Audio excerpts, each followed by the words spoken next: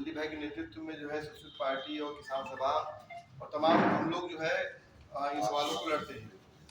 जहाँ तक आजमगढ़ का सवाल है तो आजमगढ़ में एक 2022 में जो एक एयरपोर्ट बनाने का प्लान था सरकार का, तो उस पर एक हम लोगों ने एक लंबी लड़ाई लड़ी और वो जीती भी, और उसको सदन में भी जो है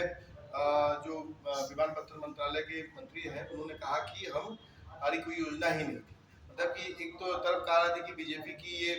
वहाँ पर एक मोदी और योगी का एक विजन की अंतर्राष्ट्रीय एयरपोर्ट का, और लेकिन सदन में ही बोल दिया कि हमारी कोई योजना ही नहीं। एक फ्रॉड था, नोटिफिकेशन नहीं था, टॉर्ची नहीं थी, लेकिन लगातार फिर भी बीच बीच में लगातार जो जिला प्रशासन है या मीडिया के माध्यम से ये आता रहता है कि यहाँ पर सर्वे होगा, तो लगातार हम लोग विरोध करते रहते हैं। अभी लगातार हर संडे को जो है किसी न किसी गांव में मीटिंग होती रहती है, जो 20-25 गांव का इलाका है। तो वो है। दूसरा कि हमारे इलाके में जो पूर्वांचल एक्सप्रेसवे गुजर रहा है, तो वहाँ पर 9 इंडस्ट्रियल कॉरिडोर जो है वहाँ पर सरकार का प्लान है बनाने का। तो दूर से देखने में लगता है कि भाई बहुत बड़ा विकास हो रहा है, तमाम चीज़ें हो रही हैं, तो लेकिन वो है कि किसानों की ज़मीन उनको छीन लेंगे। और इसके पहले भी जो एयरपोर्ट एक्सप्रेसवे के नाम पे भी ज़मीन अखिलेश यादव ने जो अधिग्रहण किया, पूर्वांचल एक्सप्रेसवे जो है एशिया की सबसे बड़ी बहुफसली भूमि हड़प योजना थी। पहले सबसे ज़्यादा कहीं बहुफसली भूमि को हड़पा गया, जो कि भूमि अधिग्रहण कानून भी कहता है कि नहीं कर सकते हैं। तो एक तो ये था, और सबसे बड़ा रणदीप जी जो हास्यास्पद है, अब मीडिया में आता, मैंने आपको कटिंग भेजी थी, मीडिया में आता कि अब 1000 घर नहीं तोड़े जाएंगे, 160 घर तोड़े जाएंगे। मतलब कि कितना, अकबर नगर के सवाल पर भी हम लोग बात करते हैं, इमरान भाई बात कर रहे थे, मैंने 1000 घर आप तोड़ने की बात कर रहे थे। अगर किसान अगर लड़ता नहीं तो शायद वो 1000 घर तोड़ दिया था। तो अब आप कह रहे हैं नहीं 1000 नहीं तोड़ेंगे, 160 तोड़ देंगे। मैंने लेकिन 160 हो चाहे 1000 चाहे 1 घर तो घर है। तो सवाल इस बात का है कि वहाँ पर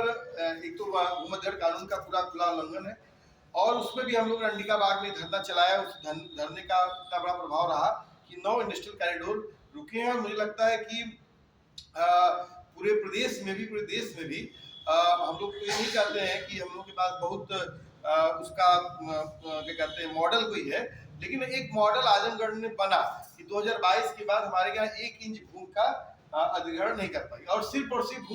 हमारा कहना है कि भूमि अधिग्रहण जो कानून है उसको आप लागू कर दीजिए। तो लागू करने के बहुत टिपिकल कानून, उस पर कभी हम लोग बात कर लेंगे। और उसके बाद हमारे यहाँ 5 न्यू एनर्जी प्लांट लाया गया। जो शहरों में आप लोग रहते हैं, आप लोग से जो है पैसा का, तो स्मार्ट सिटी में पैसा लेता है, फिर कूड़ा आपका उठाया जाता है, लेकिन उस कूड़े का भी जो है ठेका जो है बड़ी बड़ी कंपनियों के पास, जैसे अडानी के पास, जैसे हमारे क्या तो यहाँ चीनी मिल का किसके पास ठेका है, जो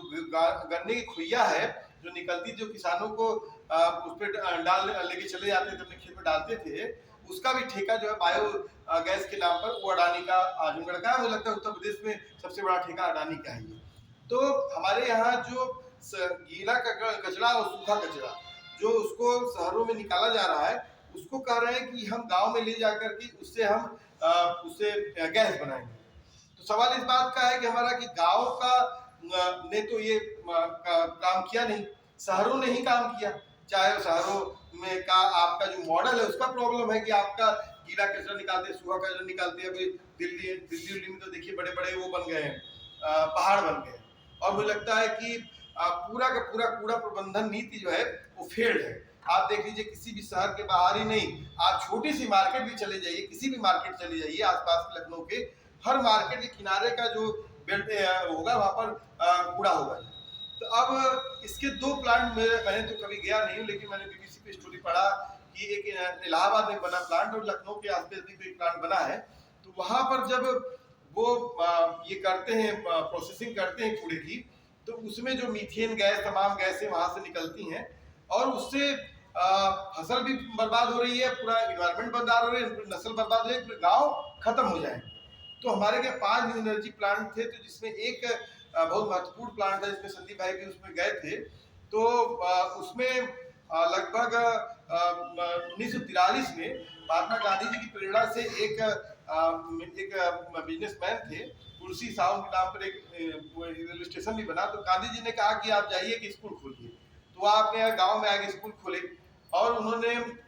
इसके बाद 1949 में उसको मान्यता मिली, और अखिलेश यादव की गवर्नमेंट में उस पूरी कागज से ही उस स्कूल को गायब कर दिया गया। और इसके बाद फिर 10 बीघा जमीन उसका एक्सप्रेसवे में ले लिया गया और वो लड़ाई लड़ ही रहे थे तब तक पूरे उस स्कूल की जो जमीन थी उसको जो है रिलायंस को जो है एक न्यू एनर्जी जो इनका डिपार्टमेंट है उसकी तहत उसको दे दिया गया। तो लेकिन वो एक महत्वपूर्ण लड़ाई थी और वो शॉर्ट लड़ाई लड़ी गई हम लोग कि उसमें जो है सबसे पहला था कि उसमें गांव के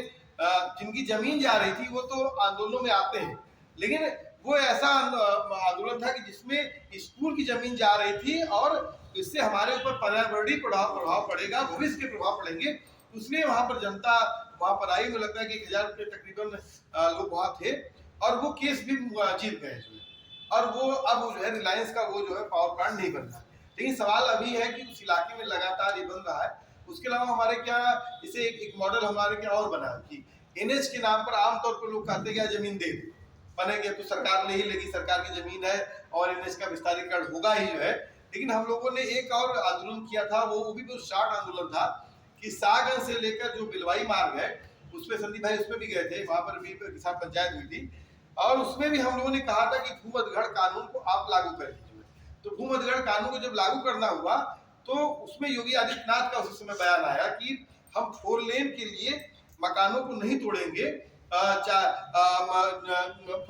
लेन का नक्शा चेंज, मकान नहीं तोड़े जाएंगे चाहे 4 लेन का नक्शा चेंज करें। तो मुझे लगता है कि एक मॉडल पूरा आजमगढ़ में ये भूमध्यगढ़ कानून को लेकर सोशल किसान सभा के नेतृत्व में, एनपीएम के नेतृत्व में बना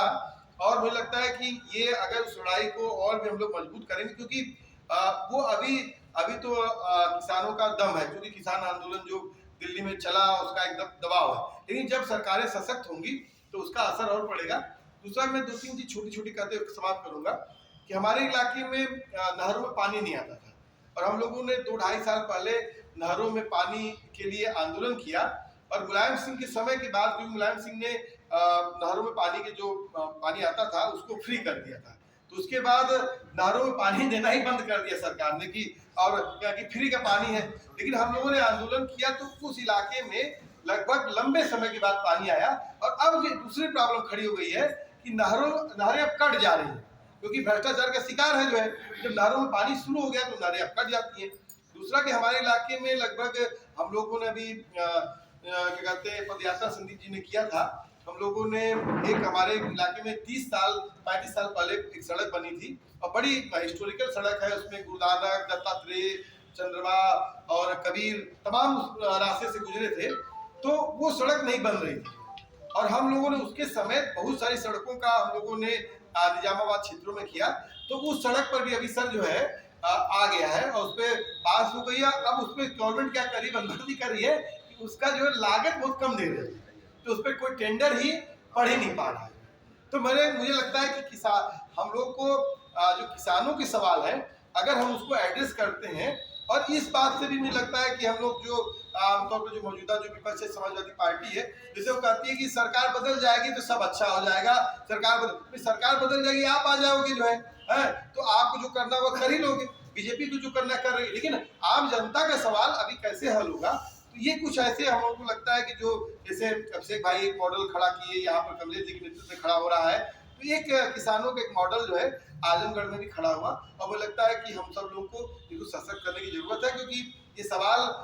उस तरह का सवाल है कि किसान आंदोलन ने ही सबसे देश पे सबसे बड़ा आंदोलन किया और दुनिया को एक मैसेज किया कि भारत का किसान किसी भी कीमत पर घुटना नहीं टेकता है।